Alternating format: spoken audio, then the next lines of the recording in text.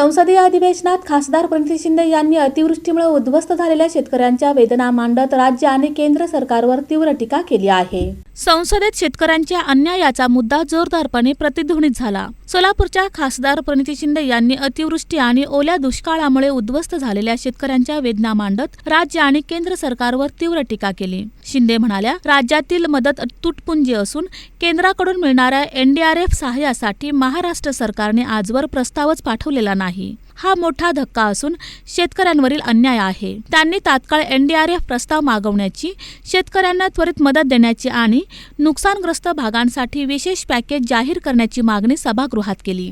परिणिती शिंदेजी,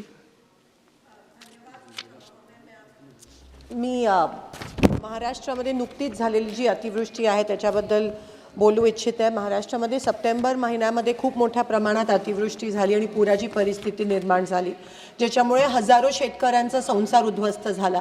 शेती पूर्ण वाहून गेली, जमिनी खरडून गेल्या, पिकं वाहून गेले।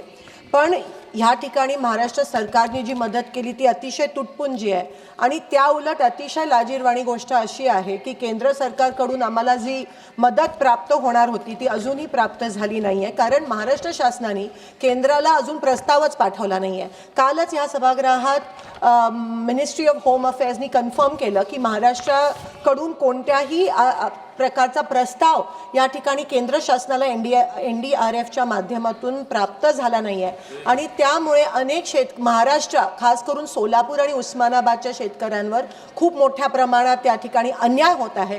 महाराष्ट्र शासन करतेच, पण केंद्र शासन पण शेतकरी आमचे मायबाप आहेत, या देशाचा कणा आहे आणि त्यांच्यावर अन्याय होतोय। आम्ही मागणी पण केलेली की ओला दुष्काळ जाहीर झाला पाहिजे, कर्जमाफी झाली पाहिजे, मुलांची शैक्षणिक कर्जमाफी झाली पाहिजे शेतकऱ्यांची, पण ते देखील केलं नाहीये। महाराष्ट्र सरकार आणि केंद्र सरकार हे फक्त निवडणुका जिंकण्यात मग्न आहे। आणि शेवटचा विषय असा है कि फार्मर आईडी की जी अट है, केवाईसी साल में 4 बार की जाती है, उसकी कोई जरूरत नहीं है। वो क्राइटेरिया रद्द करके हमारे किसानों को तुरंत मदद मिलनी चाहिए केंद्र सरकार।